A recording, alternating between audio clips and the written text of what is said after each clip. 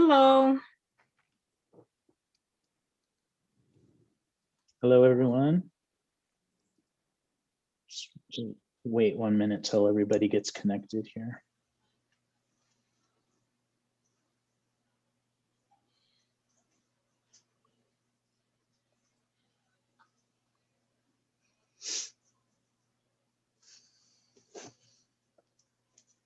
Okay, Lourdes, do you want to go ahead and make the announcement?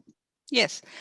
Good evening. My name is Lourdes. My colleague Anna and I will be your interpreters this evening. We are providing simultaneous interpretation into Spanish or into English if you have a question in Spanish. All you have to do is go to the bottom bar of your screen and find the icon in the form of a globe and choose your language of preference. If you are not bilingual, please choose English so that you can hear the questions and answers from the Spanish-speaking community. Para todos aquellos que están apenas entrando, buenas noches, mi nombre es Lourdes. Mi colega Ana y yo vamos a ser sus intérpretes. Estamos proporcionando servicio de interpretación simultánea esta noche. Lo único que tienen que hacer es ver en su pantalla el icono en forma del mundo, seleccionar su idioma de preferencia. Si no son bilingües, escojan el idioma que prefieran para que escuchen en ambos idiomas. Muchísimas gracias. We're ready to go. Okay, let me put you back on interpreting.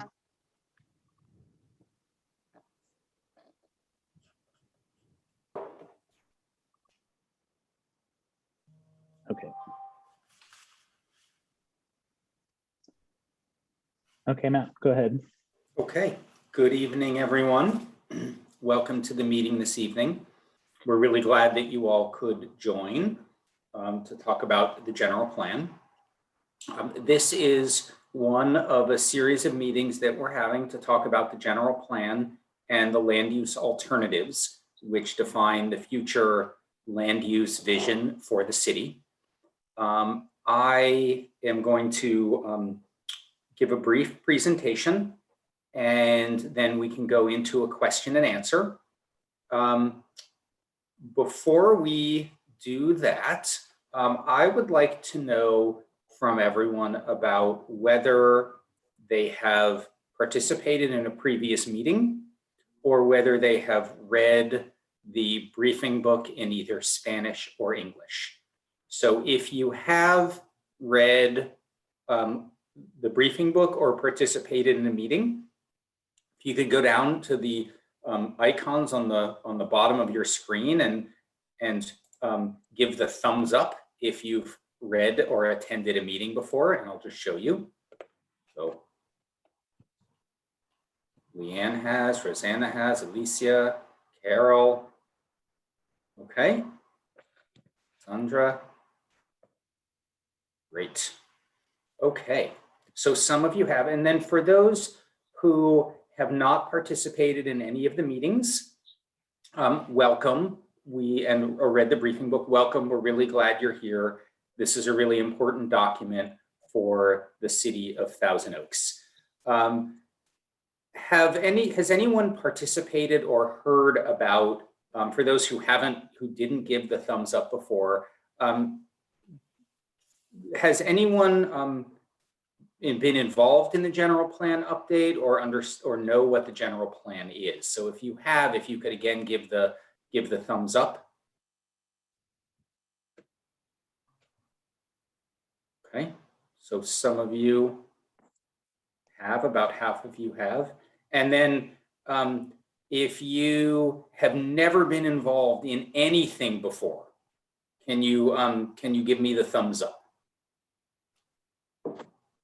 Any general plan items? Okay, and if you're asleep, can you give me the thumbs up? Oh, sorry. Carol, okay, come on, people. You know, it's 7 o'clock, it's been a long day. I gotta have some humor with this, I apologize. Okay, so what I'd like to do is spend a few minutes and talk about the general plan. For those who have heard or been involved in the presentation, this is actually going to be a reminder for you. You've probably heard all of this before, bear with us. And for those who don't, it is understandably pretty complicated. And so we're going to allow you to ask questions when we get to the end of it. And I can certainly circle back and repeat anything that I have said. One ground rule that I would like us to have is that I would like you to ask whatever question is on your mind. There is no such thing as an uninformed question. We want to hear whatever you have to say. If you don't understand something I said, that's perfectly fine. We want to make sure that you leave tonight with as much knowledge about the general plan and about the land use alternatives as you can. And feel free to ask whatever question you have about this, and we would be happy to answer it. Okay, that is the only real ground rule that we have this evening. I'm going to go ahead and start before I share my screen. I'm going to start with the basic concept of what is a general plan. The general plan is a policy document that the city has, and it is essentially its constitution about growth and development and conservation in the city. It defines what the future of the city is going to look like in the next 20 to 40 to 50 years. So it's a very important document because it guides the direction that is going to be the future of this city for you all, for your kids, for your grandkids, for people who aren't even living here, and for people who are living here. So it's an absolutely critical document. It is a document that is required by the state of California, and the state requires that every city have an up-to-date general plan that includes a number of topics, the main topic of which is land use, which is essentially how the land is used in the city. There's also chapters or topics for transportation, for public safety, for noise, for open space, for conservation of natural resources, and for housing. So there's lots of different topics that can be incorporated into it, but the main part that drives really everything else is the land use chapter. And the main part of that land use chapter is what is called the Land Use Designation Map. And that is the map that defines the future intended use on every parcel in the city. And then how big buildings can be and how much housing or how much retail can be on those, on every parcel. We have been involved in doing this general plan update for about 1.5 years now, and we're really at a critical stage of the general plan because we are looking at different future development patterns in the city. The general plan process started out by looking at issues and opportunities. Did you have a question? You have a question? Okay. So it started out by looking at issues and opportunities, what people liked about the city, what the challenges were, what the opportunities that people saw for positive change. And based on that, we created a series of guiding principles, which are what we identified through the public process as some of the values in the community and the things that people wanted to see.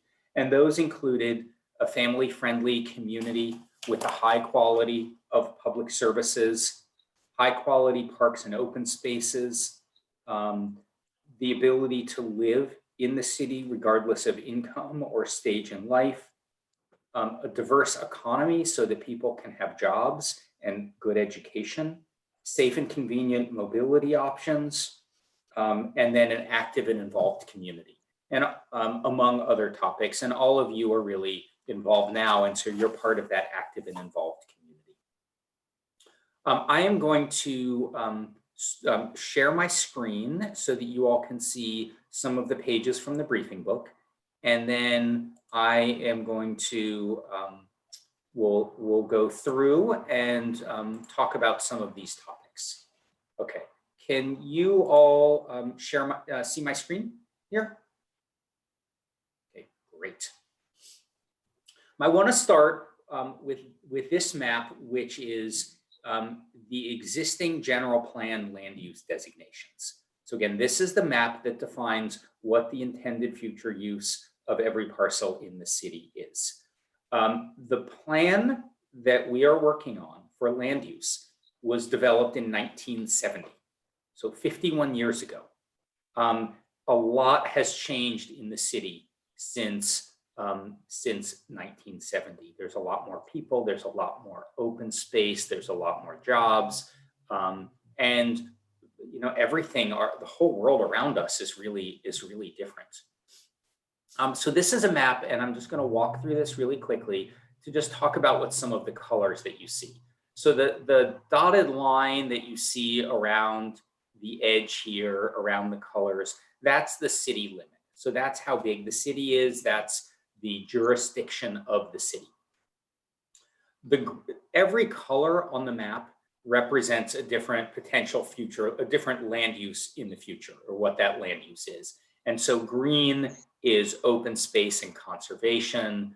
The red and the dark red is commercial, which is like retail uses. The gray is industrial uses. So you think about Rancho Canejo.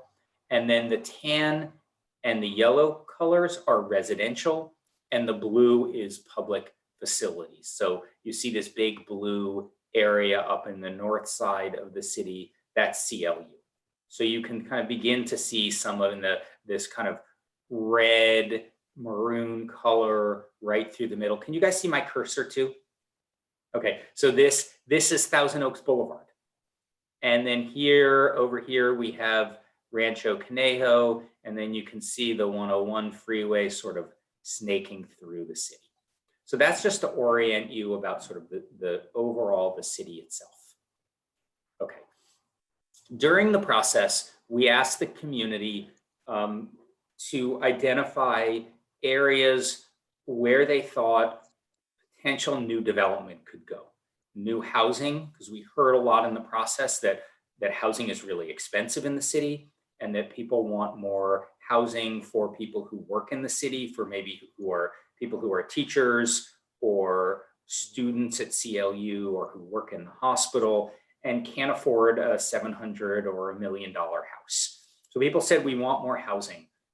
And so we said, all right, well, where do you want it to go?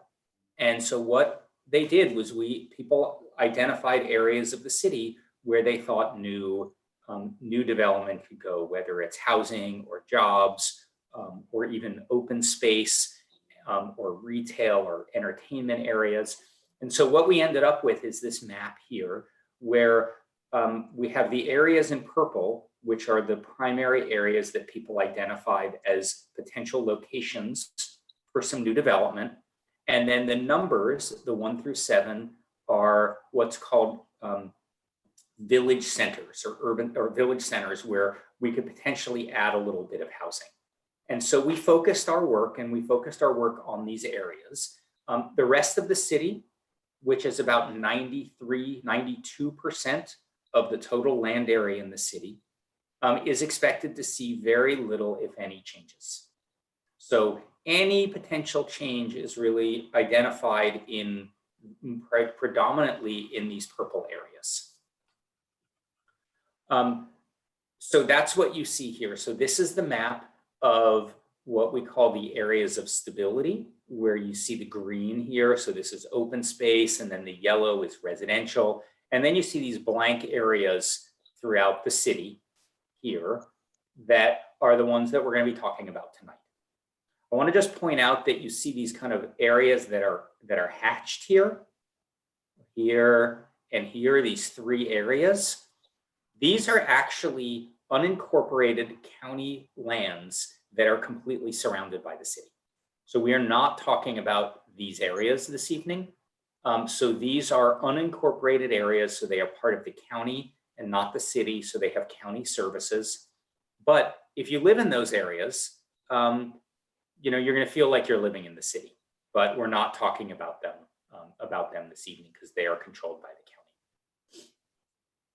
So we have, what we did in our process is we developed 3 different alternatives that try to achieve different things that people said that they wanted to achieve in terms of a new vision for the city. So all of these alternatives protect parks and open spaces, because we know that that's important. They maintain or expand the number of jobs that are located in the city, and that's important so that people who live here can also work here, but it also helps pay for the public services that are in the city. They all protect the majority of the single family neighborhoods in the city. They focus development in specific locations.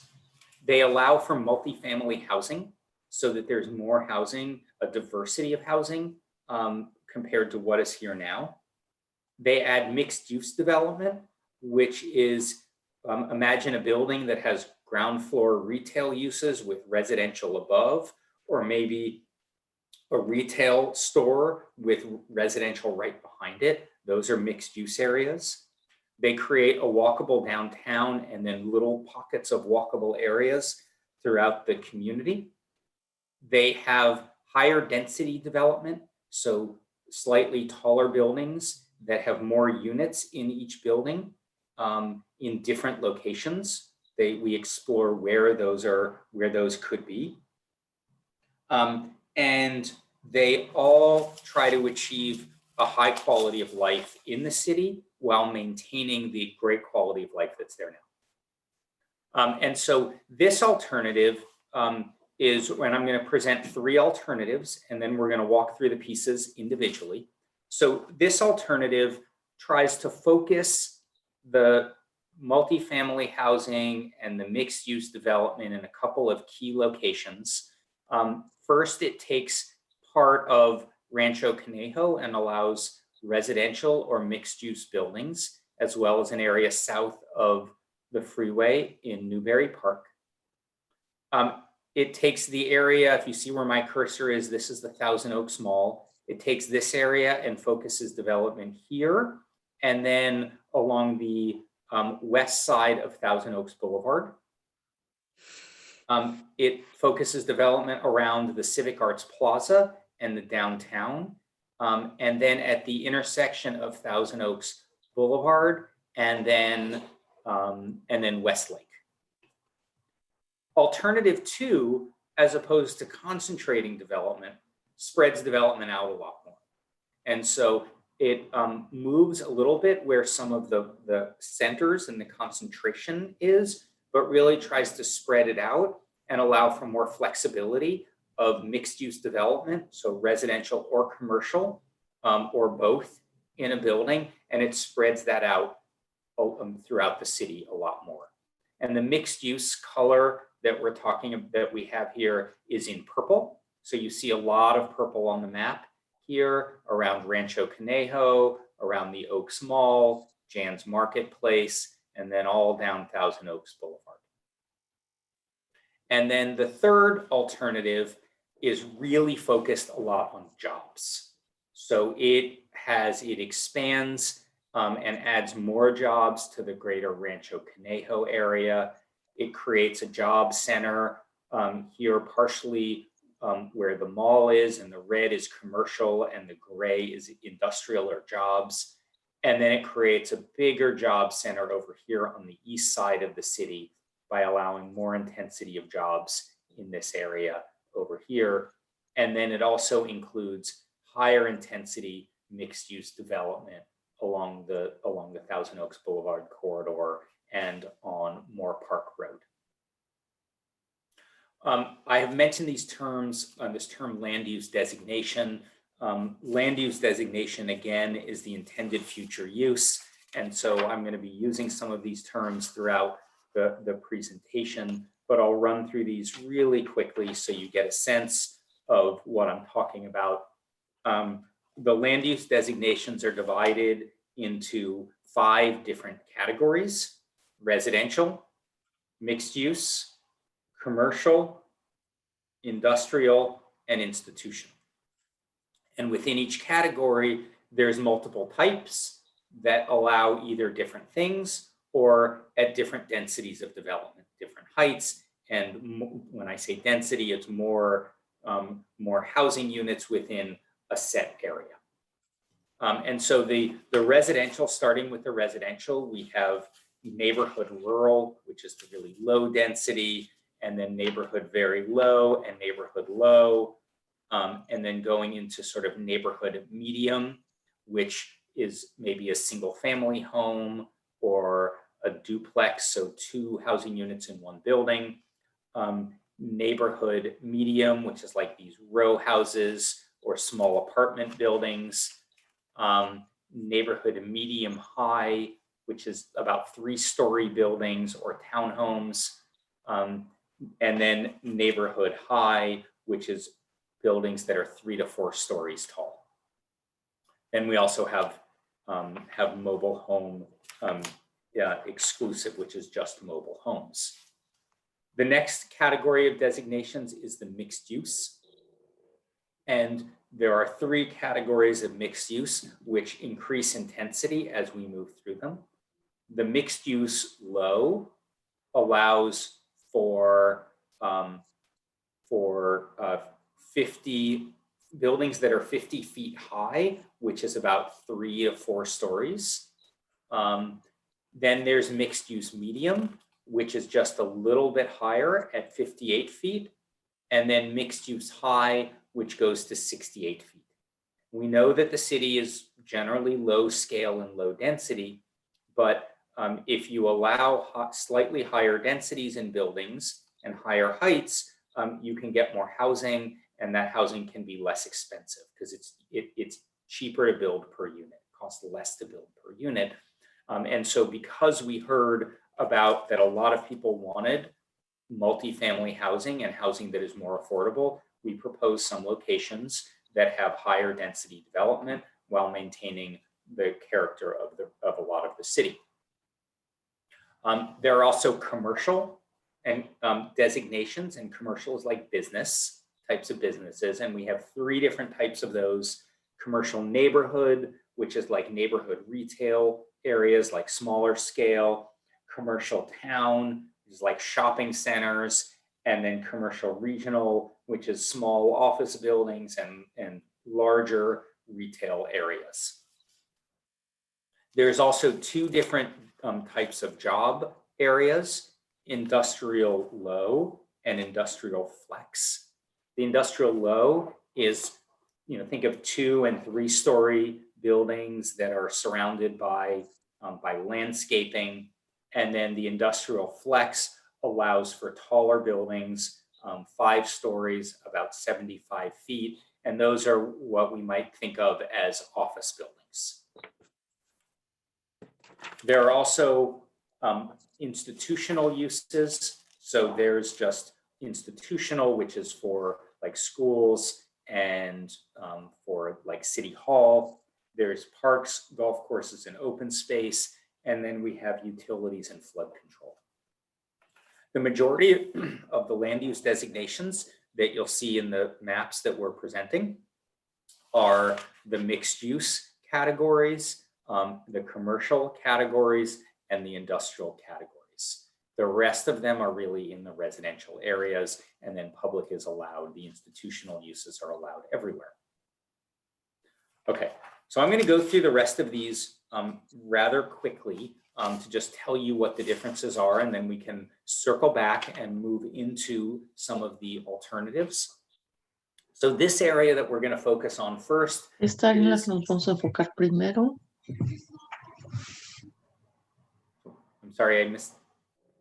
Want to say that again? Can we keep going? Okay. Yeah, the interpreter was on the wrong channel. You can keep going. Got it. Okay. Just wanted to make sure. So I'm going to talk about each of the different areas. And each area has 3 alternatives that I'll talk about. So there's 5 different areas we're going to talk about. The first is Rancho Canejo.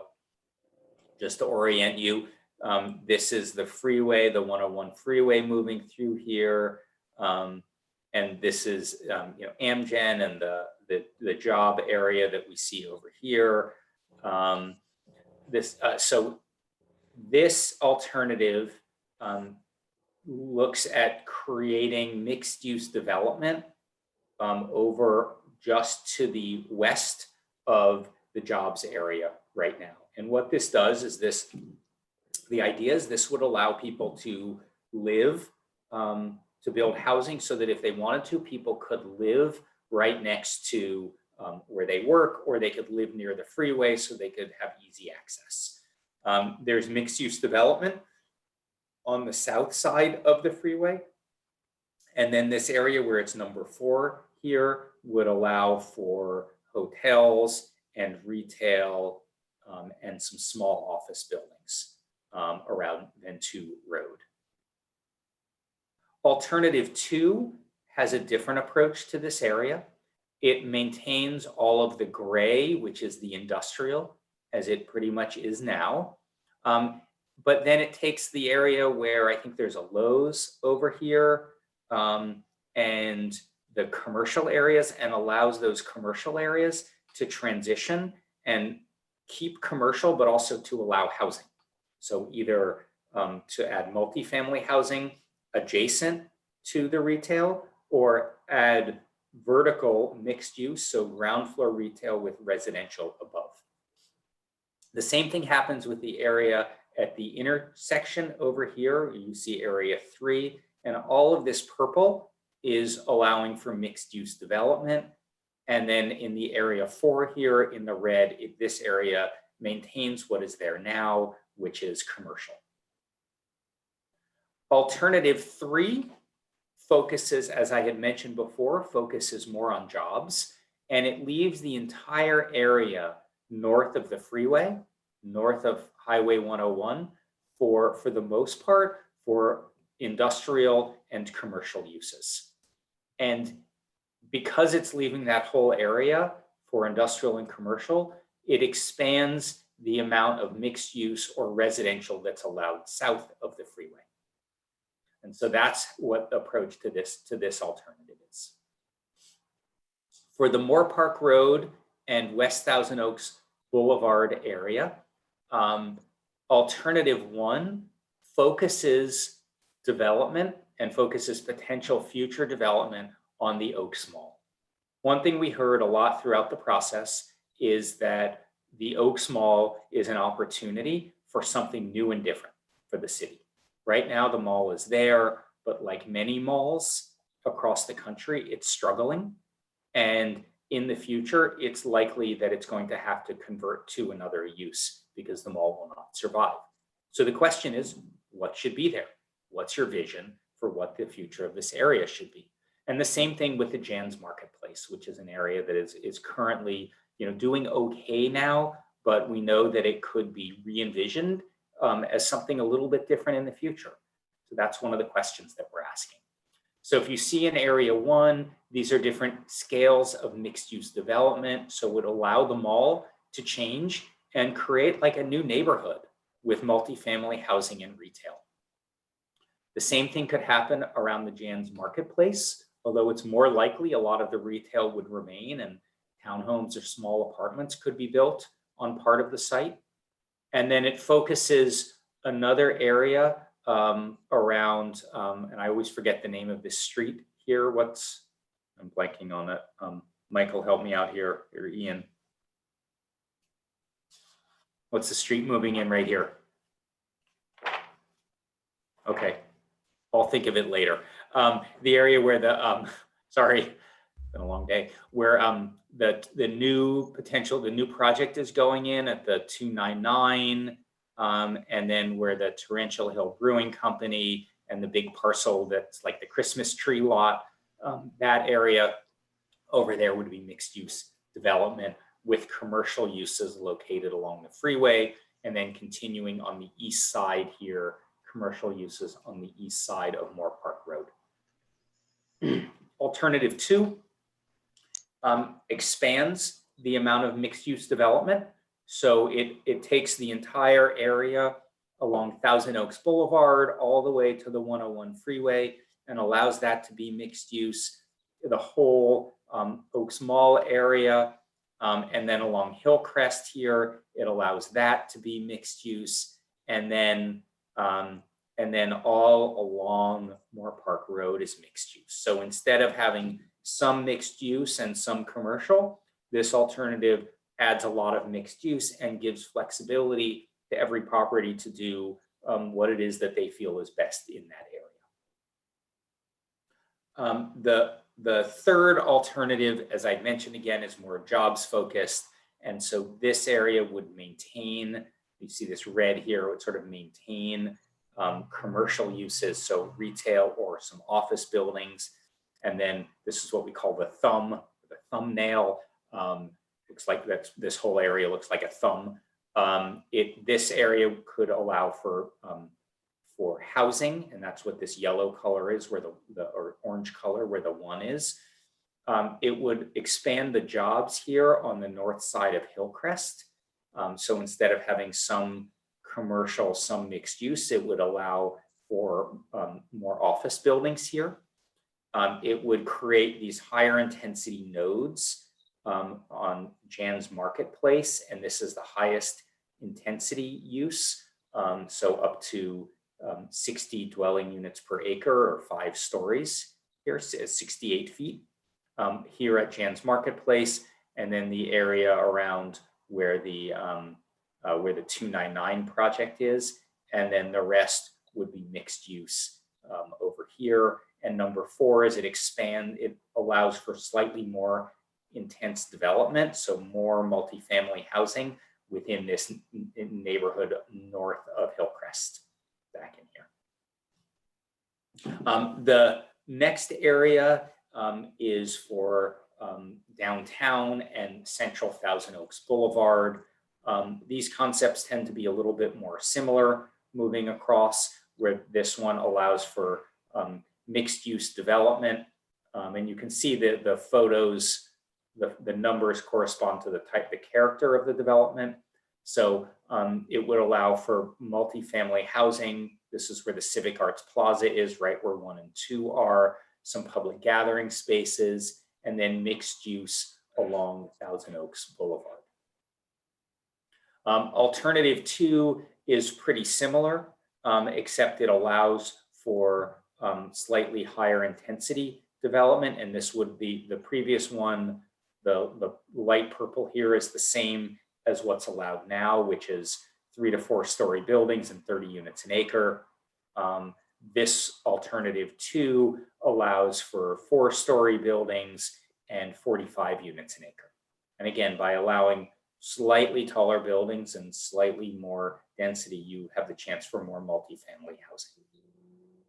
Alternative 3 is pretty similar as well, and it's a mix of the 3 to 4 story buildings and then 4 to 5 story buildings here along Thousand Oaks Boulevard. The next area is Westlake and East End. Alternative 1 focuses mixed use. And let me sort of orient you here. So this is the Westlake Plaza. Right here where the 1 is, I think it's called the Pavilion. And then this kind of pinkish area is the auto dealers that you see, with 101 going right through the area. This is the old Kmart site, which has been discussed already in the city. And so this alternative does a combination of things. One is it maintains some of the job uses here where number 2 is, and number 3 in different levels. So these are different: industrial low, and then number 2 is industrial high. It creates a higher intensity mixed use node here, right at a kind of commercial and residential area, right at Thousand Oaks Boulevard and Westlake, and then expands that over into this area, which is right now, these are jobs over, this is an office building over in this area. So this would be more flexible and could remain as jobs, or it could be housing, or it could have some retail. Alternative 2, you see the colors change kind of dramatically here.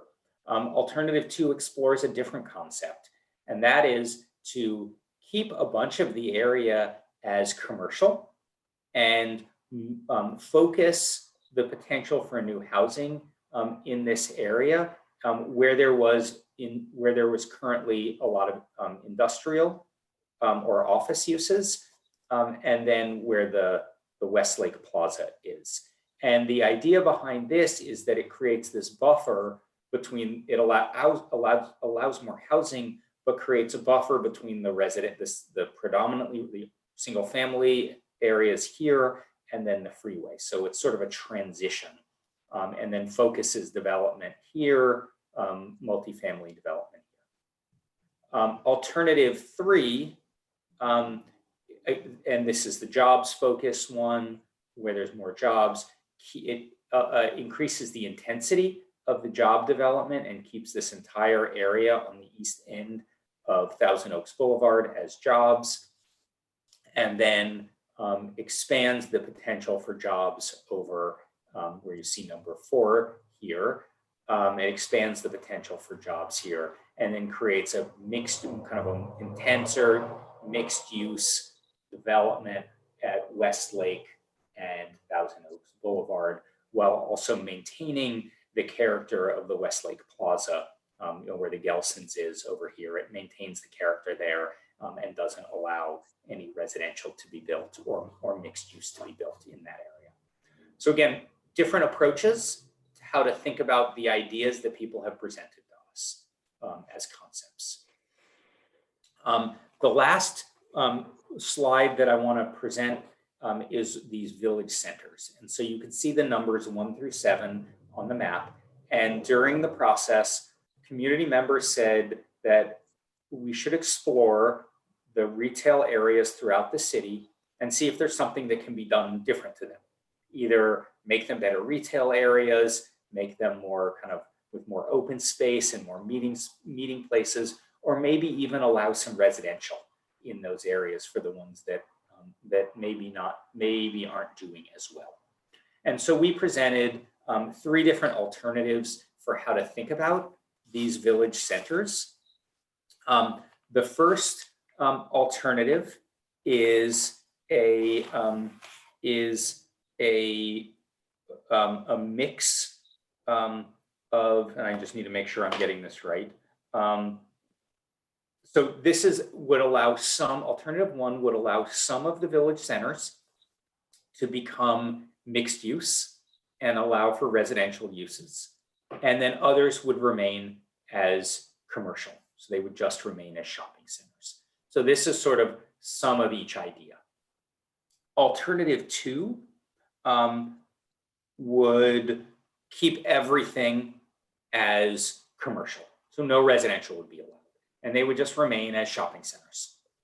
And alternative 3 allows all of these areas 1 through 7 to be mixed use, which means they could add some residential, or they could remain as commercial, but it allows for flexibility. So we presented those 3 ideas on what to do. I'm going to move to questions, and we can go back to these slides. I know that's a lot of information that I just presented, but they all, because this question has been asked a lot, they all allow for about the same number of housing units to be built. It's just in different places. They all maintain open space.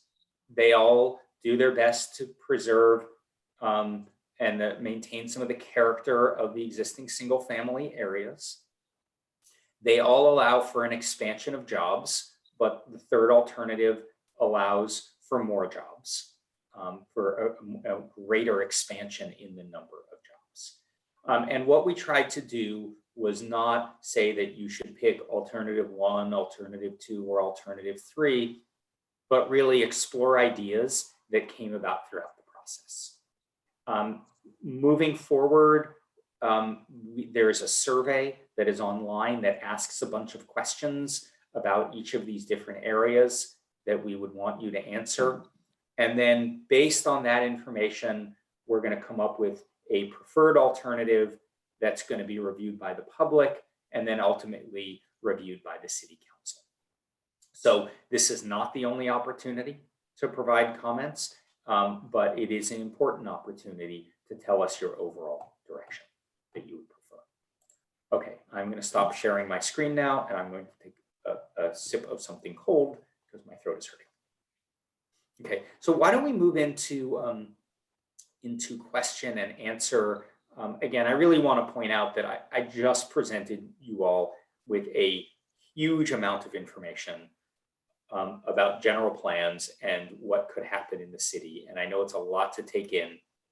So why don't we just start and see if there's any kind of general questions about what I presented, if there's any anything you want me to go back over that might have been confusing. So why don't we just sort of start there?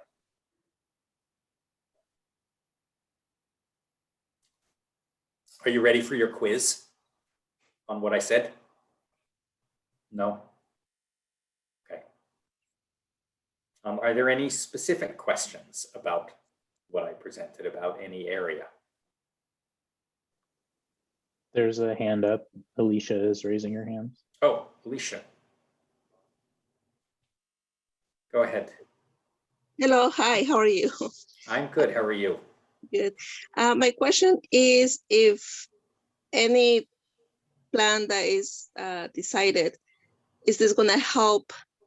I mean, is the rent gonna increase or is it gonna create hopefully more, maybe decrease because we know the rent is expensive here.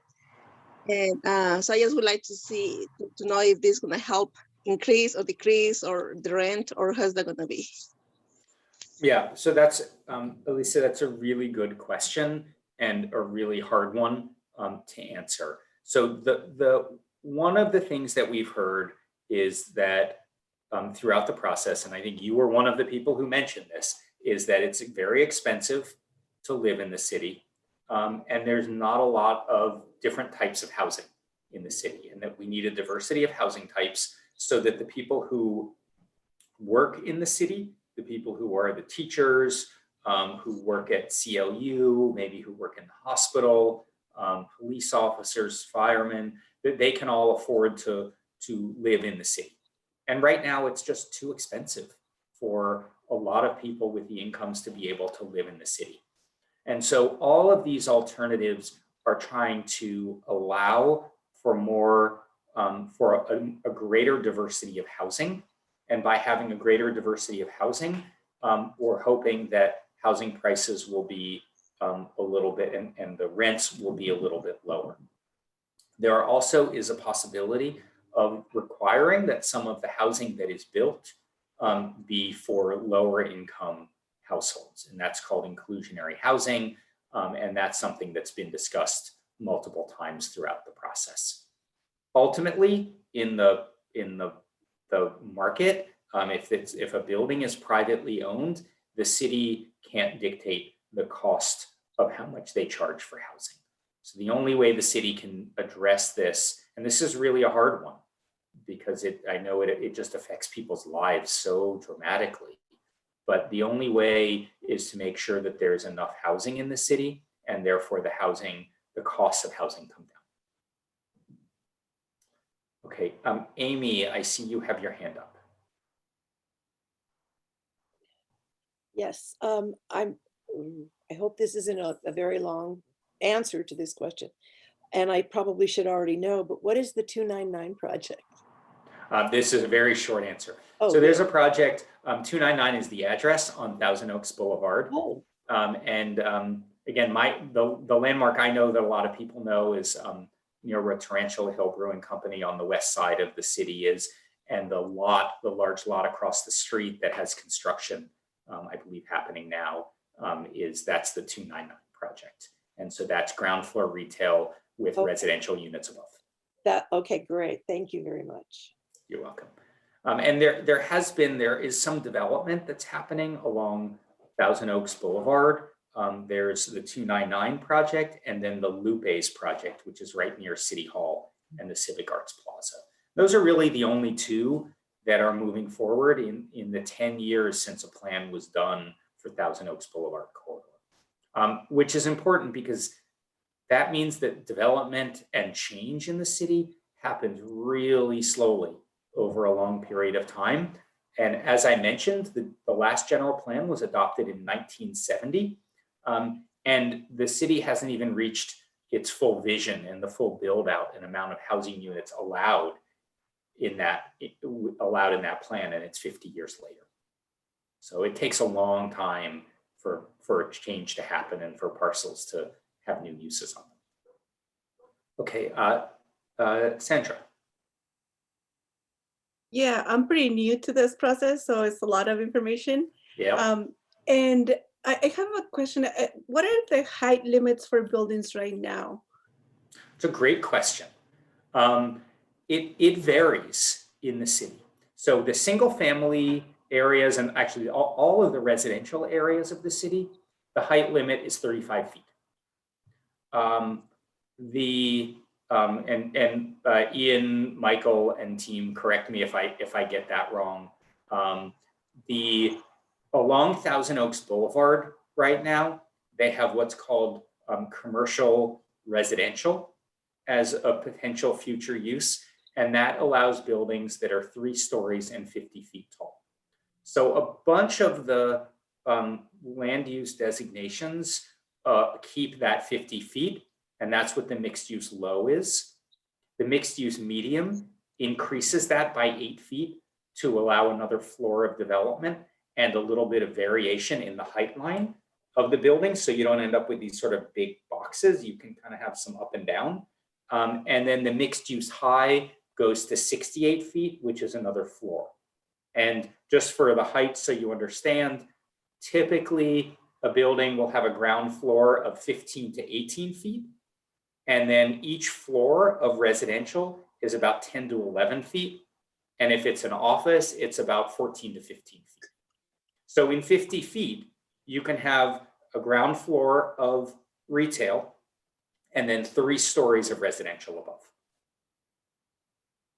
So, and then heights are higher, like in Rancho Canejo, I think the buildings go up to 75 feet right now. Is that right, Ian and Michael?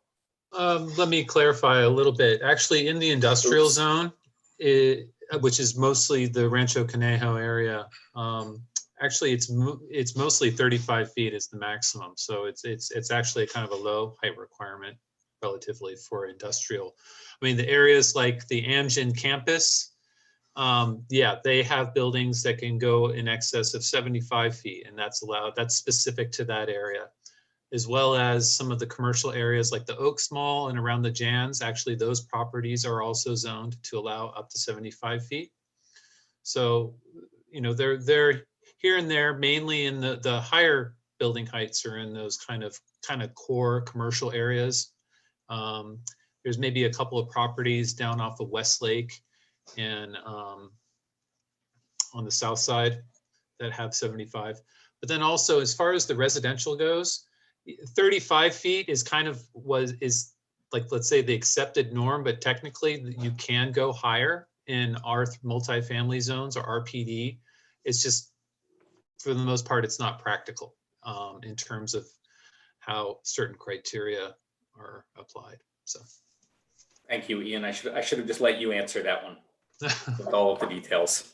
You should just jump in and interrupt me if I'm saying anything wrong about existing codes. Okay, Rosanna. Hi, thank you so much for your time. I kind of go back to the same question, and maybe I'll just phrase it in a different way, and that is, how amenable are the landowners to sell their land and have it developed? Because you're going through a large process, and I'm just wondering if they may just hold on to their land and just say, I don't want to do anything with it, and just hold on to it. You see what I'm saying? Absolutely. That a lot of the parcels are going to be that way. You know, parcels change hands. Sometimes people have, and again, this is from my experience in doing this, which is that, you know, some of the parcels have been in the family for a generation, and they're, you know, maybe a shopping center that's making where it's paid off. There's no mortgage on it. There's just rent coming in, and the property owner doesn't really have much incentive to change it. So if, you know, there certainly is the possibility that, and a likely possibility that a lot of the parcels are not going to change over the next 20 years. The general plan has the opportunity. It can't force anyone to develop their property. What it does is it sets the vision. And if the city wants there to be new development, it can create incentives for that new development to happen based on the regulations that it puts in place. So we have not had conversations with individual property owners about this. That is typically, it is not something that typically happens in a general plan where the city is 50 square miles. So yeah, it's very likely that a lot of the parcels are not going to change over the next 20 years. Okay, so a lot of so in your experience, it would be that maybe this general plan may not come to fruition within the next 8 years or so, where you need that 2,600, don't you need to have 2,600 units within the next year? Okay, let me back up so everyone's on the same page here. Rosanna, you've been involved in these, so you've. Yeah, sorry about that. No, it's fine.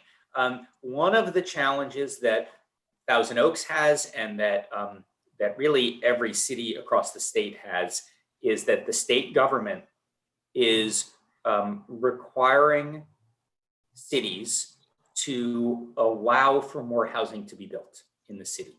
And we have the state has a major housing crisis, which is why housing is so expensive. Alicia brought that up as sort of the high cost of housing.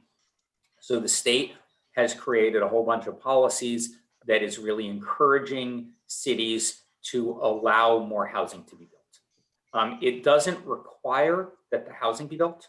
And so there is a number of housing units that the city has to plan for, which is about 2,600 units, which is what Rosanna was talking about. And the city needs to identify areas where that housing could be built, where 2,600 housing units could be built. It does not need to do that. It does not need to build that housing. It just needs to say that it's possible so that the private market, private developers can come in and try building. And so will that housing be built? Will 2,600 units be built? We don't know. But the city needs to identify locations and do what it can to remove barriers within its control to development from happening. Okay, thank you so much for clarifying it. Yes, I've been to several of these meetings, and each time I get better clarity about what this is. So thank you so much for your time. Feel free to ask more questions. It is very confusing. We understand. And what I would really encourage folks to do is really to think about what your vision for the community is and how you can meet, and then tell us, and we can help figure out how to meet the vision that you have. Okay. Linda. Matt, actually, Yeah. Can I just add a bit of clarification to Rosanna's question?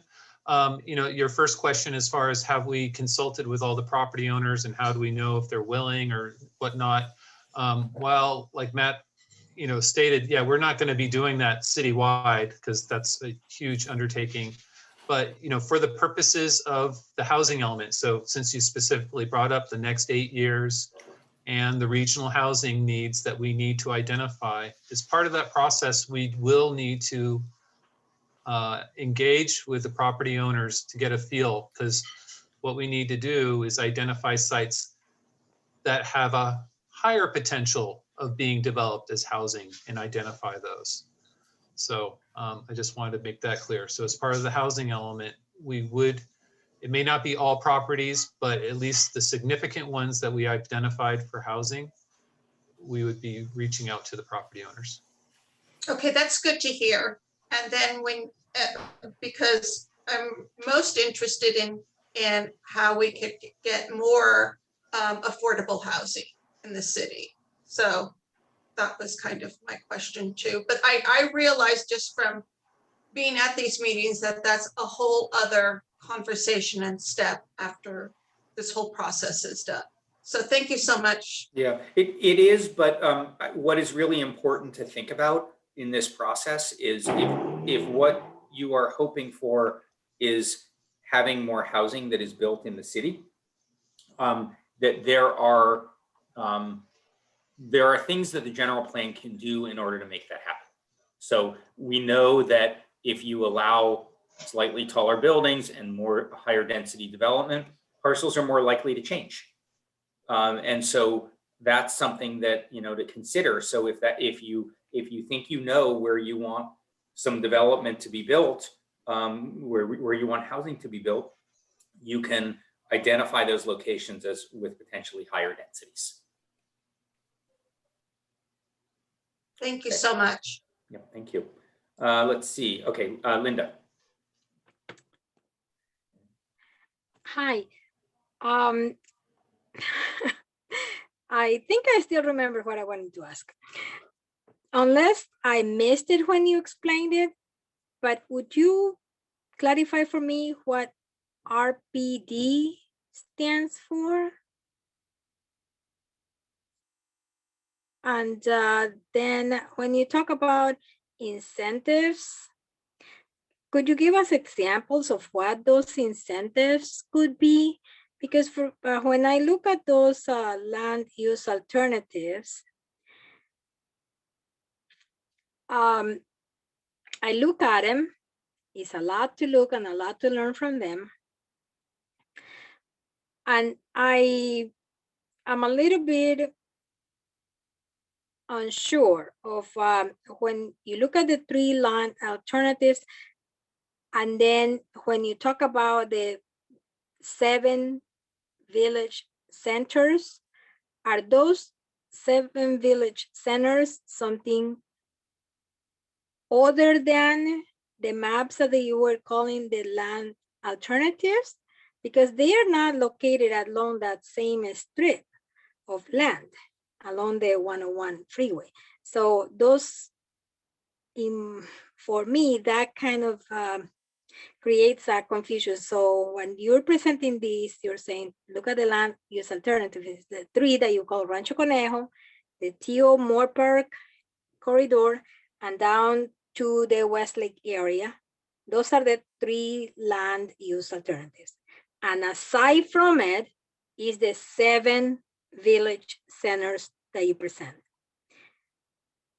But for either one, the 3 alternatives or the village centers, basically the same stipulations apply in terms of density, height of the buildings, and I forgot what was the other one. So they would apply the same. Yeah. Right? Okay, you are catching on to this very well.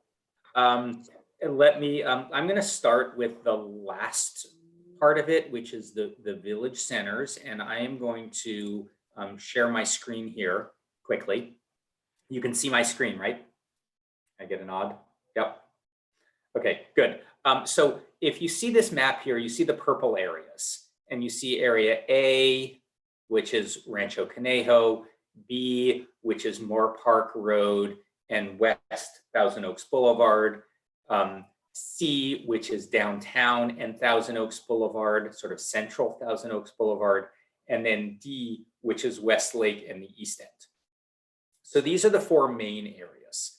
And then throughout the city, you see areas 1 through 7. These are the village centers. So that kind of those 7 taken together is what we call, is really the 5th area. And for that 5th area of the village centers, we presented 3 options. One is all of them just remaining commercial. The other is all of them allowing housing in mixed use development. And then the third is a mix of the other 2, of the first 2, which is some just remain commercial and some would be allowed to have residential. So that's what the 3 alternatives for that are doing. And if you look at, when you go to the online survey, you'll see that those are, that there's questions about each of those broad areas. So you'll be able to answer questions about those areas. And then the land use designations are applied differently. So the future intended use is applied differently in each of the alternatives for the different areas. And so they're all trying to achieve the same broad goals, but they just sort of do it in slightly different ways. And then you asked about RPD. And I'm not sure, did I don't remember. I think it was Ian, is that his name, who said something about the RPD, and I don't know what that means. Okay, yes, I'm sorry. And I realize I probably spoke very quickly about a lot of technical terms. We do that a lot as planners. So yeah, I mentioned 2 residential zones, and one is called R3, and that's a multifamily zone. But here in Thousand Oaks, we also have another residential zone. It's called RPD. It's Residential Planned Development. And its zoning allows both single family and multifamily. And I don't want to go too much in detail about it, but it's kind of a zone that is created kind of custom to a particular project. And because the RPD could have very low density, like a single family neighborhood, or it could have a higher density, like townhomes and apartments. So the RPD is just basically a custom zone, so to speak. So now, I am sorry, I don't want to monopolize the conversation, but if I understand correctly, at the stage that we are right now, what the city is intending to gather is information as to how do we envision this to happen in the next 25 years. So doesn't mean that they're going to start building all these housing all over the town, but what the conditions would be through the next 25 years. So let's say, for example, right now, most of us would like to see affordable housing. And therefore we say, yeah, we agree that buildings could be taller because that would allow for more space or more opportunities to build housing by having taller buildings. Yes, we would like them to be all mixed use. So there will be commercial on the lower level and residentials up above. Is that the kind of input that the city is gearing to gather at this stage? You want a job? you have this. No, you're really like you're picking this up. That's great. And thank you for asking that question about RPD, because I actually didn't know what Ian was talking about either.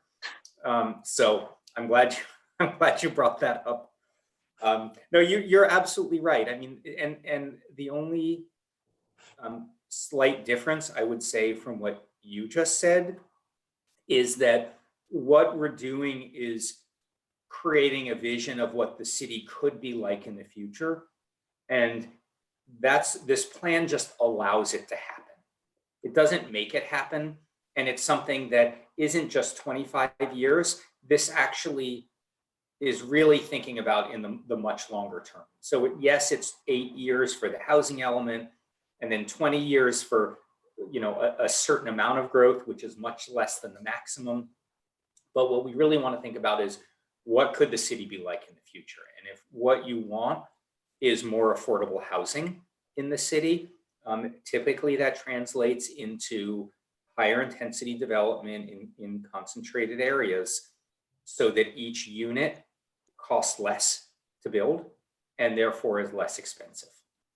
There's also other policies you can do to require affordable housing, and that can be in addition to, and we haven't really talked about those. So you have picked this up very well. Okay, why don't you keep thinking about more questions, because you really are catching on to this. Speaking of someone who's been catching on to this, Leanne, you're next. Thank you. Well, that was a tough. Leanne's one of our roadies. There's multiple of these. So I did want to ask about inclusionary zoning. I heard you mention that a couple of times, and so if you could, I think that's something that a lot of us would be interested in. So if you could explain that a little more. Yeah. Well, I'll explain what it is. It's a little bit beyond where we are right now in the process. Yeah. Quite simply, inclusionary zoning or inclusionary ordinance requires that a certain percentage of the housing units that are built have a deed restriction to require them to be affordable housing. 10%, 20%. And it's important, Linda, you talked about wanting more affordable housing in the city. There's really two broad types of affordable housing. There's affordable housing that is what's called deed restricted, which means you have to prove your income in order to live in that. And it's housing that is subsidized by someone on the outside to help lower the cost of housing. Then there is housing that is affordable, where it just costs less to live there. And ideally, we want both, but we want to make sure that there's housing that is affordable so that you don't have to qualify for your income. It's just less expensive to live, and people aren't spending 50 or 60% of their paycheck to be able to live in overcrowded conditions. And so the way that we get to that is more housing and smaller units for right now. And then that will increase the supply of housing, which will lower the cost of housing overall. Thank you. That's really helpful. I appreciate that. Okay. Lillian. Buenas tardes. Yo me siento más cómoda hablando en español. Good afternoon. I'm going to feel more comfortable speaking Spanish.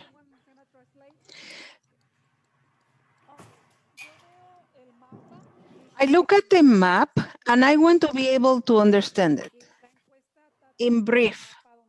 And also the survey shows ABCD plus the 7 centers. So what I have to do is study Zone A with the alternatives, consider the one I consider the best.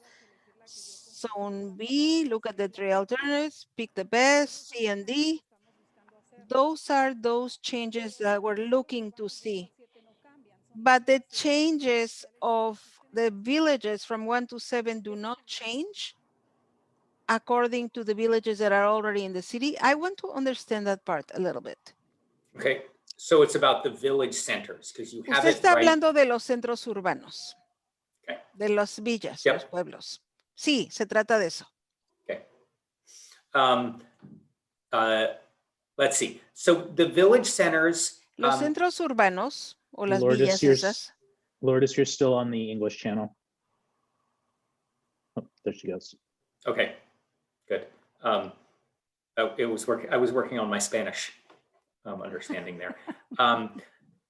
The village centers, there are options about which direction you want to go, and what your vision is. And again, what we didn't do, and I think this is maybe the source of the confusion, we didn't ask you to pick alternatives 1, 2, or 3 for Village Center 1, alternative 1, 2, or 3 for Village Center 2. We didn't ask you to go through each village center. We looked at all of the village centers together. And so I think that's what's probably causing some confusion, because it was just going to take a lot of time.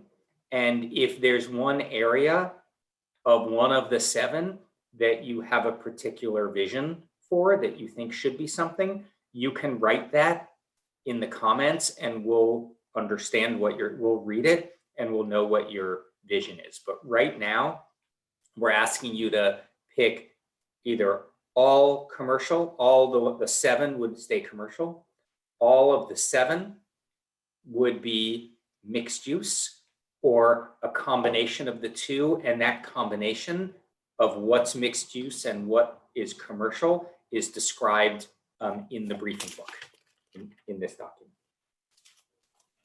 Does that help? Entonces, esas zonas comerciales cambiarán. Therefore, those commercial areas are going to change. What I care about is affordable housing. Affordable because people need to live in these are expensive homes. So what can I propose so that the prices of houses are more accessible? Lillian, that's an excellent question. What we are doing now in the process is identifying the future vision in terms of the size of the building, how tall it is, how many housing units are built there, and then what the uses are on each parcel in the city. It doesn't require that housing is affordable or not affordable. But what we can tell you is that the more housing that is built, the more affordable it's going to be. And then there was the other question that was asked about inclusionary housing, which is requiring that some of the housing that is built is affordable housing. And we've heard that a lot through the process. We're not at that stage in our planning work, but we have heard a lot that people want that in the city. And so we are thinking as a team, the city, and then myself as the consultants, we're thinking about how we can present options to get more affordable housing in the city. Because we know it's important for you and it's important for others. Gracias. Thank you. Thank you. Sandra, back to you. We're talking about, I know that affordable housing, but some of the comments that I've been reading on Twitter as far as the general plan is that people are concerned that they don't want Thousand Oaks to become Glendale. And I know Glendale really well because my family lives there. I know that they developed a lot. There is a lot of new buildings and a lot of commercial buildings with apartments on top. And what I noticed through my family's experience is that the prices for those places actually got more expensive. When we look at the future, are we looking at a Glendale type of city, or like, because those are a lot of the comments that I'm reading online. You know, it's a really good question. Glendale has a lot of really tall buildings in it. I don't think that anything that we are proposing is like Glendale. Some of the housing that is built in Glendale is 3 and 4 stories high. And that's the kind of housing that we're proposing. But the really tall buildings is not anything that's being proposed. And I know that, I know that there's a lot of information out there on Twitter and other places that isn't as accurate as maybe it could be. But the idea is to allow a slow evolution of parts of the city to allow for some multifamily housing, expand the jobs, make sure that there's money to pay for the services, make sure that there's money to pay to support additional affordable housing, preserve the parks and the open spaces, and also not overdevelop the city. Because we did hear from a lot of folks that they don't want to become, quote, like the Valley. And that means, I think that means different things to different people. But there are about 50% of the city right now is open space. That's not going to change. The Valley does not have that. So, there's very little change that may happen. And even if, say that the 2,600 housing units that the state is saying we need to plan for, even if all of those were built, there's 49,000 housing units in the city right now. We're not talking about a major amount of growth over that. And the change is going to happen really slowly. And it's only in a very limited part of the city, which is what we're talking about, which is the areas, the purple areas, the A, B, C, and D is less than 8% of the total area of the city. And the majority of those areas have very little change proposed to them. And so we're really talking about 1 to 2% of the city itself that could even see change over the next 20 to 50 years. Thank you. Okay, let's see. Leanne, you have your hand up again. Yes, thank you. So I was wondering a little bit if you could talk a little bit about the difference on the alternative that focuses on jobs or job growth. And because I'm curious, I believe you said that all of the different land use maps allow for the 2,600 potential units to be built. It's just different spots and different densities within those maps. And I was just, I mean, maybe this is sort of obvious, but I just wanted you to maybe speak about the thought process behind maintaining job growth and why that part of it was important for that third land use alternative. Yeah, that actually is something that hasn't been covered that much, and I think it's really important. The city operates and gets its money from the land uses that are in the city, whether that's based on property taxes that people pay who are property owners, whether it's based on taxes on the hotels, on the visitors that are coming in, or whether it's based on retail or other types of jobs. And in order for the city has a high quality of public services now. And that's one of the things that people love about it. And we know that everyone wants to and always wants to make sure that the city government is providing more and more for them. And the amount of money that the city has is dependent on the amount of money coming in. So when you look around like Thousand Oaks Boulevard and you see retail spaces that are vacant, the city's not really getting money from, they're getting property taxes, but not that much, but they're not getting money from a retail space that's vacant because people aren't spending money there. And so the city is essentially looking to the future. We need to think about how much money is going to be coming into the city to be able to support the services. And so all of the alternatives are trying to think about the amount of jobs that are in the city to make sure that the city remains an attractive place for jobs to come in, whether it's for Amgen and biotech, whether it's for hospitals and hospital expansion and research, expanded education like at CLU, expanding the auto mall, or just office jobs. The city needs to think about these types of uses that are coming in so that it can continue to bring in the revenue to be able to provide the high quality public services. The other thing that's important to mention in this with revenues is that there is sort of a common thought that multifamily housing costs more to the city than it brings in revenues. In other words, it's costing the city money to build multifamily housing. What is actually the opposite is actually that it costs more for the single family homes per housing unit than for the multifamily. And so a lot of the multifamily housing that we've seen built throughout the region actually provides tax benefits to the city because you're taking a parcel that maybe has a small retail use that doesn't have much retail happening in it, or it's vacant. And so there's not money coming in, and it builds a brand new expensive building, which is worth millions and millions of dollars. And then they pay property taxes on that, and the city gets a portion of that. And then the people who are living there then spend money in the city to go shopping.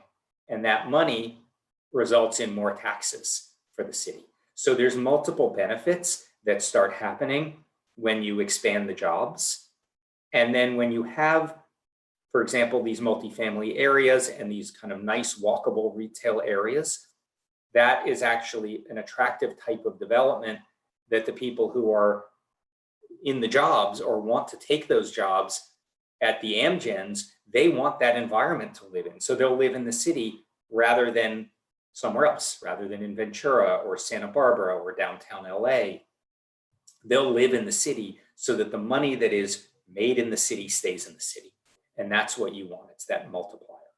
So it's a very long answer for how city finances work relative to land use, but you really want places that people want to be. You want people to live there. You want them to spend their money there, and you want them to work in the city. And that's the best way to generate revenue. I know, sorry, that was a long answer, but it's No, that was really an helpful. important connection. Thank you. Thank you. Okay, Lillian, do you have your hand up again? Or was it before? Yeah, it was before. Okay. Sorry.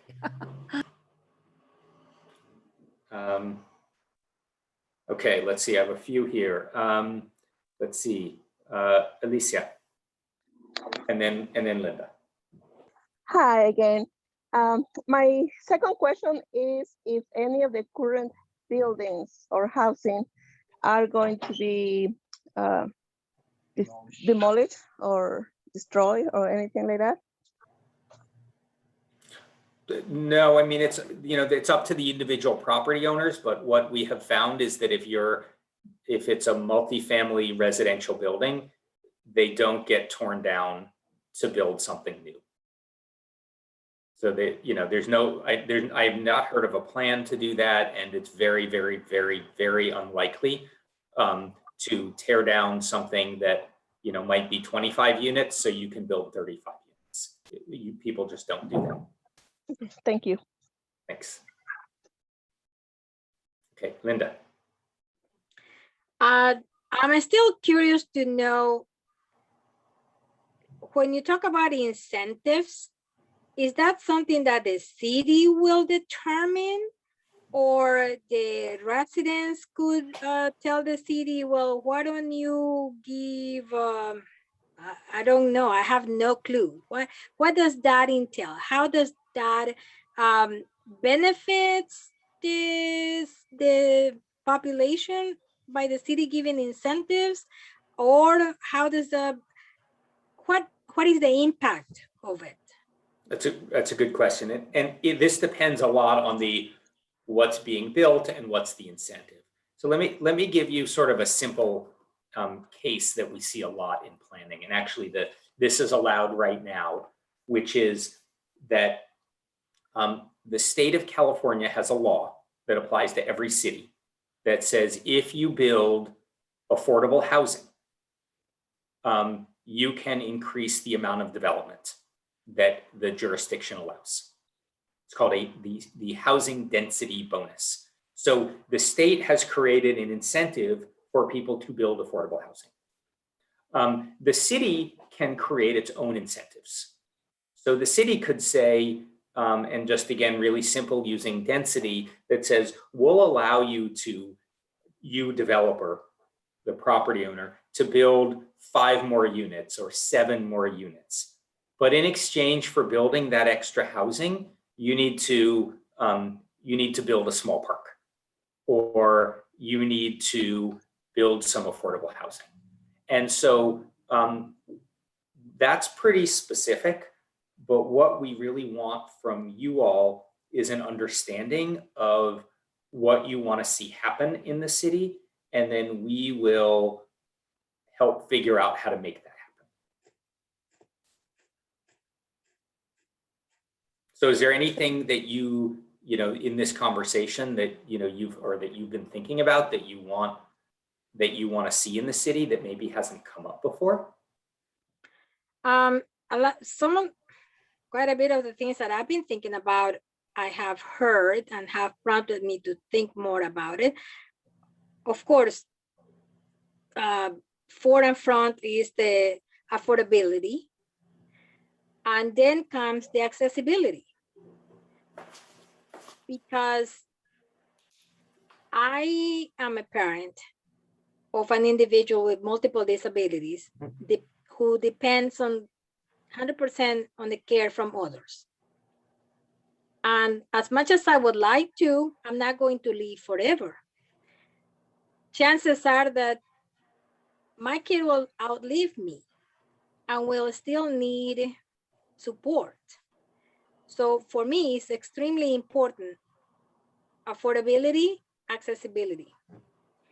because the services that my kid will require will be bringing personnel that will be providing the service, that will be caring for my kid and all of that. And being a disabled person, the financial aspect is critical. And why would I want my kid to live here in Thousand Oaks? Well, my kid was born and raised here.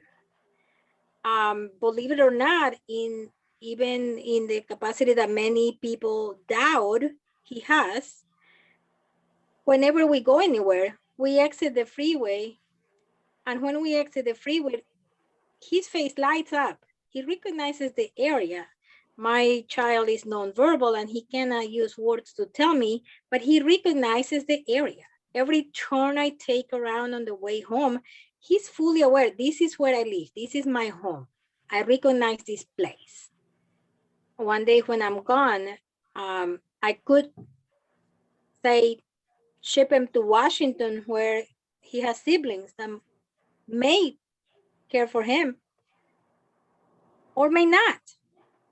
But uproot him just for the sake of, not being able to have an infrastructure to continue to provide the services that it needs. So it is very critical for me. This plan is important personally, and I see it from the personal perspective, and I also see it from the community perspective. I have friends. I have a friend who works at the hospital, makes pretty decent money, but had to move to, I always get it confused, Palmdale, up the 14 north. Palmdale or Lancaster? Yeah, up that area. Yeah. And travels every day from there to work in a hospital because can't afford to live here. So I see it from the personal perspective. I see it from the community perspective. There is plenty of people who work here but can afford to live here. And when you talk about the benefits to the city, that person paying to live in Palmdale, Lancaster, whatever it is, when could be living here, and as you say, spending the money here, going to the movies here, taking their kids to the mall here, paying taxes here. So earning the money here and leaving the money here. For me, it sounds like a win-win. Yeah. So that's what I am seeing. Yeah, no, thank you. That's part of what I want to see. Yeah, thank you. That's really helpful to hear. And we've heard in our I mean, we're taking all of this in, and we have heard from various groups about accessibility and the importance of providing services for those who can't necessarily provide for themselves. So, I'm glad thank you for bringing that up. There are other questions. Alicia, do you still have your hand up, or is that the last question? Sorry, that was the previous question. Okay, you want to say something else? No. Chime in again? Okay. Thank you. So some of you haven't spoken yet. I know we've been doing a lot of questions. I guess we have about a little under half an hour left. And I guess I'm wondering, kind of what Linda was saying and I'd love to hear from folks who haven't had a chance, who haven't said something yet. I understand that the land use alternatives and what we presented are confusing and they're complicated.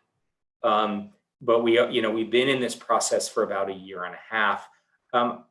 Without thinking about the alternatives, I would love to hear you all tell us what you think about what the city needs or what the issues are in the city, because we can certainly help write that into the plan itself. And so this can be about any topic, not just about the land uses, but we can maybe spend the rest of the time kind of thinking bigger picture about the outcomes and the type of community that you all want to live in. Is there anyone who would like, especially folks who haven't spoken much? No offense to those who have, but I just want to try and involve everyone in this conversation. Does anyone want to chime in?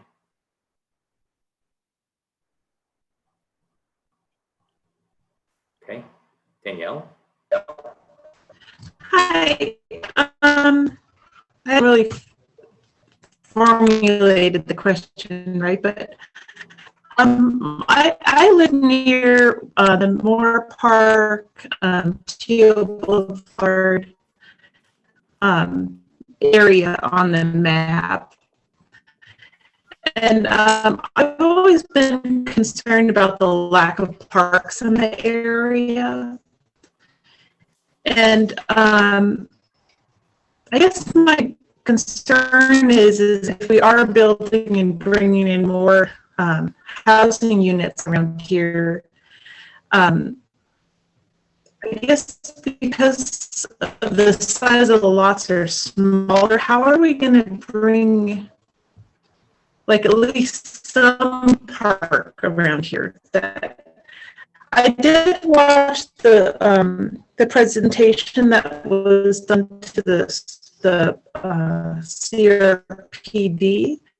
Okay. And I guess they were also kind of wondering how that's going to work around here. Like it would be great, like how like we were saying, like I think it was called Village Center or Plaza Centers, or you could have like a coffee and walk somewhere. But with the sizes of the lots so small, how can we tell one person, okay, if you develop this land, you have to make a small park?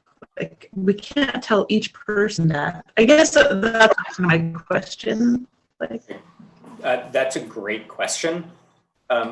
It happens, and you were breaking up. You were sounding a little bit robotic, but I think I understood everything about how do you get parks, new parks in areas when you have more development and the lots are small. So there's two ways that it can happen.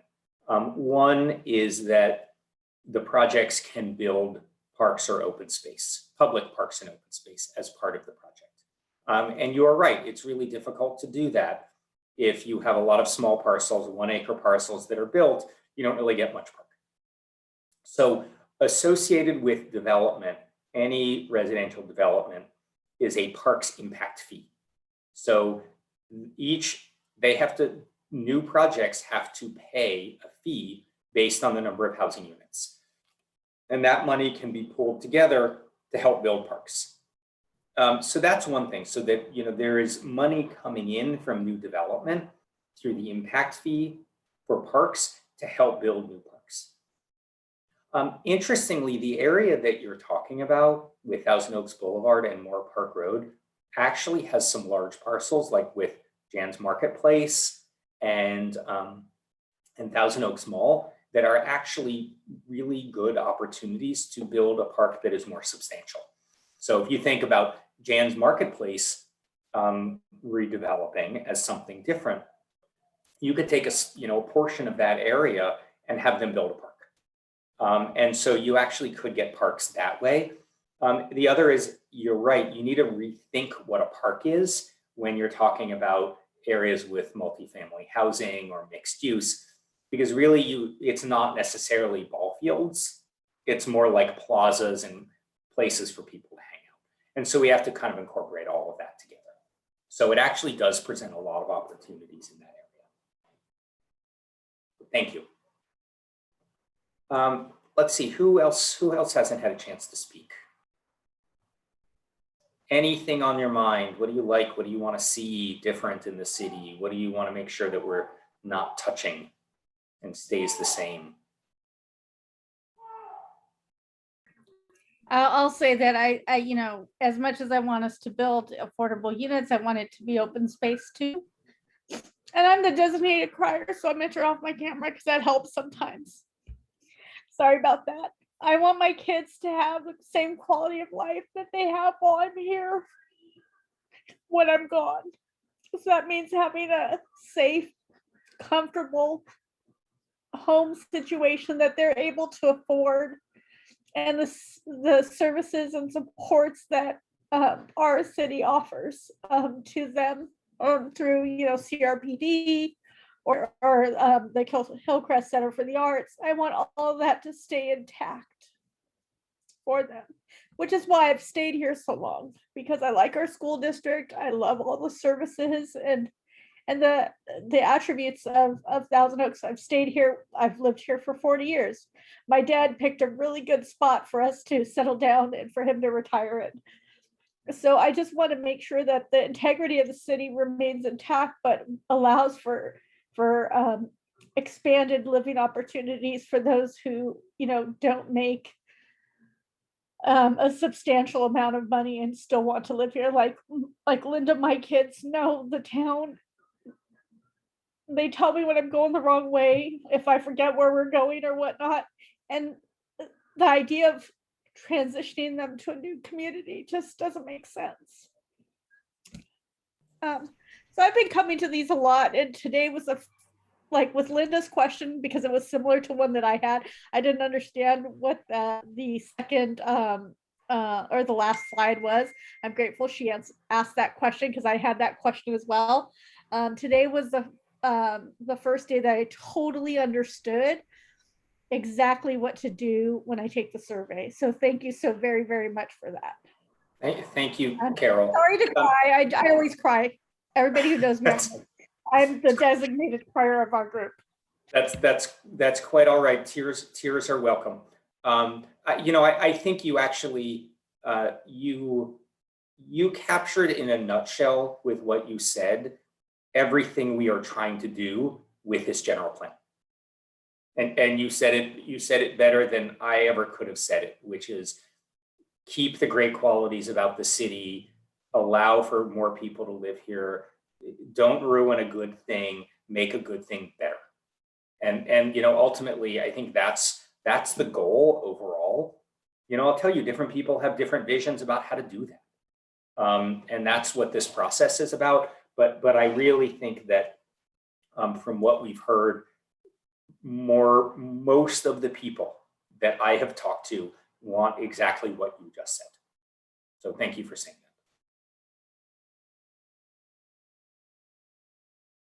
that.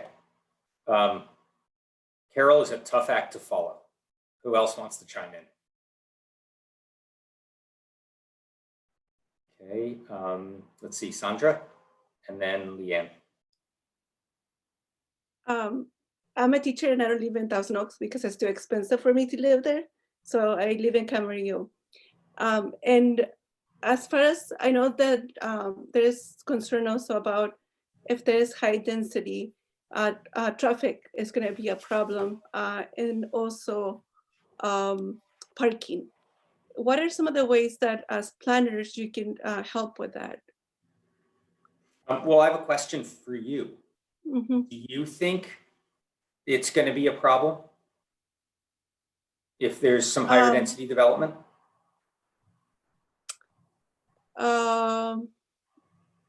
I don't know. The neighborhood where I live is a high density neighborhood.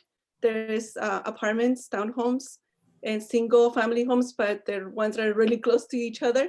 And I don't really see a problem where I live. Most people are able to afford where they don't have to have 3 families living in one place. Like in some of our families in Thousand Oaks have that problem where there's 2-3 families living in one apartment. So where I live is a neighborhood where there's police officers, teachers, and the prices are lower, so we can afford them. And I don't see as much. I don't think it's a problem where I live. Okay. I think you partially answered the question that you were asking me. First there's the question of is there a problem? So if you have some multifamily housing and there's parking associated with that housing, and you already have streets, is this really a problem? And from your experience, you're saying no, it's not really a problem. Clearly more people living in the city will, there's going to be a slight increase in the number of cars and driving, but if people live close enough to to places that they go regularly, they might not drive. And that's the idea of some of the mixed use development and the multifamily along the corridor. So, you know, I think you've sort of answered your own question with that. But you can push back and tell me to come up with something else. Well, I also lived in Oxnard, and Oxnard had a lot of traffic, and they develop in a different way. And it was, and that's one of the reasons that I moved from Oxnard to Camarillo, because of the traffic, the quality of life, my quality of life, the stress level was not worth it. So that's another. But the development is single family housing with. It's just more spread out, so people still have to drive. That's right. The more spread out housing is, the more people drive. Mm-hmm. And we have lots of research that says that. And the more people drive, the more chance that there's going to be traffic collisions, the more air pollution, the more greenhouse gas emissions, the more money people spend on driving. So there's lots of benefits of having some higher density areas. Not everywhere. The city, you know, there's a lot of single family areas, and it's perfectly fine to have that. It's just, should that be everywhere is the question. Yeah, and stress too, because that was I was in 3 car accidents in 1 year. So that's the reason that I'm like, okay, it's time to get closer to work. Yeah, that is very stressful, and I'm sure Linda's friend who commutes in from Lancaster or Palmdale they may have a bigger house, but their stress level went way up by sitting in a car. Okay, Leanne.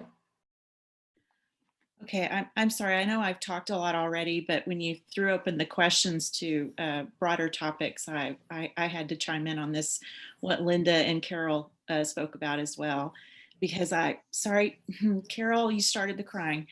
I have a young daughter with intellectual and developmental disabilities. And for the past 3 years, our organization, Thrive Canejo, has been advocating for inclusive education for kids with disabilities in CVUSD. And the truth of the matter is, you know, we're hoping for our kids to build allies and friends along the way who will care about them and help support them when we're not here anymore. But if they can't afford to live here, if there's not a place for them where they can't be supported for community and integrated living, where there's supportive services, where there's transit. My daughter will probably never drive a car.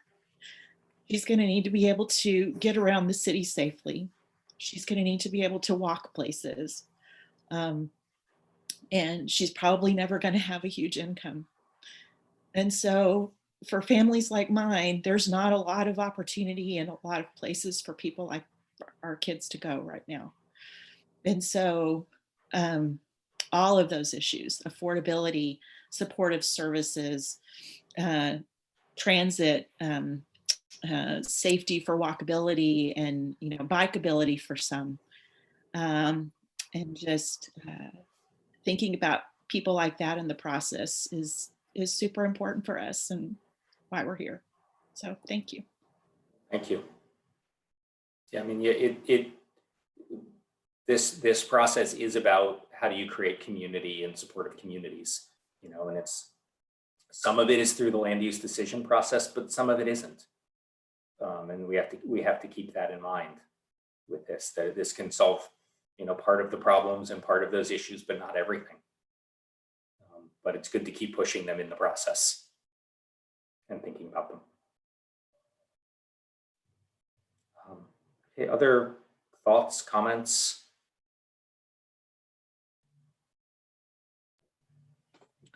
It's me again. Sandra mentioned the traffic. And to me, traffic is related to transportation. And one of the things that I noticed here in the city of Thousand Oaks is that the public transportation is not efficient.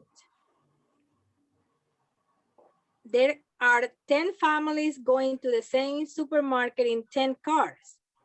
when if the public transportation was more efficient, perhaps only one family will be going to that same supermarket in their own car, and the other 9 might be riding the bus. But right now that is not possible, because if I want to go to the closest supermarket from where I live, which is about, in my car, close to 3 miles, it'll take me about an hour and a half to go by bus. I have to drive. I know that perhaps the plan is not at that stage yet, but that is a very important, crucial aspect of planning for the future of Thousand Oaks. I have been to a couple of meetings regarding the general plan, and I have heard about beautiful village with people walking about and strolling leisurely or biking along. And that's fine, and it's attractive, and I think it's wonderful if you consider the impact on the environment, but it's not always very real, because let's think, I have a large family. When I go to the supermarket, it's a full shopping cart. Even if there was a path to walk about to get to the market, how am I going to carry all those bags by walking?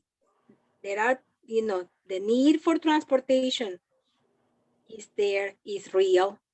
It has to be considered. Having walking places is beautiful,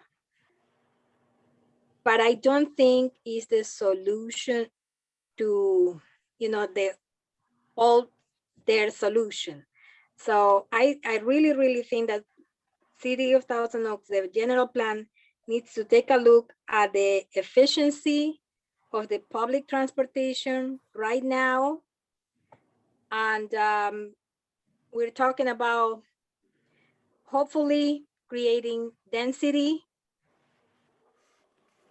more families living locally, more families working locally, more families conducting their daily activities locally. And we are also conscientious about the impact on our environment. So trying to reduce pollution. I hear everybody saying the buildings need to be self-sustained and more environmentally friendly and this and that. I think that transportation lends itself to be an area of making a great positive impact in the environment, providing good, efficient, real, service-oriented public transportation. Thank you. Thanks. You're absolutely right. No, thank you for bringing that up. Yes, we are talking about walkable areas and pretty buildings right now for part of the city. We admit it. And one of the, I'll just say 2 things with this. So one is that by one of the advantages of what the community said in terms of where they wanted to see potential development sort of along the Thousand Oaks Boulevard corridor actually lends itself to better public transit along that area. It's a real challenge when you have essentially 20 square miles of low density residential to be able to plan efficient transit. And that's the challenge of the low density pattern of development, is it's really not very supportive of good transit service. And we see that all across the country. And so that is a challenge. And you're right, like, you can't walk a mile to the supermarket and get groceries for a large family and carry it back yourself. You have to drive. But maybe there's other things that you can walk for, other people can walk for. So the low density pattern makes transit difficult, which is why focusing allows for better transit in more limited areas of the city. And I know it's not exactly the answer you wanted to hear, but you know, that's the reality of it. All I can do is be truthful about what I see as a professional here. So, okay, Sandra, you have your hand up. Working with Adelante, we have realized that there's a food desert in Central Thousand Oaks, that there's no supermarkets. And some of our families have a real, just like Linda mentioned, going to the supermarket, there is a lot of them are low income and they have a hard time going to the supermarket. So that's one of the things that we would like, as you planned, to think of Central Thousand Oaks. And then as far as accessibility also, many of our Spanish-speaking families are not very tech savvy and will probably not take the survey online. Is there a way for us to get the survey on paper so we can have the families fill it out at one of our food distribution events or our pantry? Michael, Kristen. Yes, absolutely. We have the Spanish version of the briefing book, as well as the survey. The English and Spanish versions of both the briefing book and the survey are available on paper, and we would be happy to print those and get those to you. Just let us know what the best way is to get in touch with you, or you can send an email to us. I'll put our email in the chat. It's just gp@toaks.org, and let us know what you need, and we can get it to you. Yeah, that would be be wonderful if you could do that. When would it be? When would they be ready? Because if the survey is due on the 15th, we only have 2 Saturdays to do this. We should be able to get them to you within a day or two, just to the time to get them printed. Okay. Yeah, Lily. I can go to pick them up. Great. Melissa has my contact information. I think one of the things maybe we need to consider, I know they're going to need some kind of pictorial representation. Are there slides that can be sent with it so that they know what they're talking about? Or because if they're not technologically savvy, they may not be able to look at the book and all the slides and whatnot.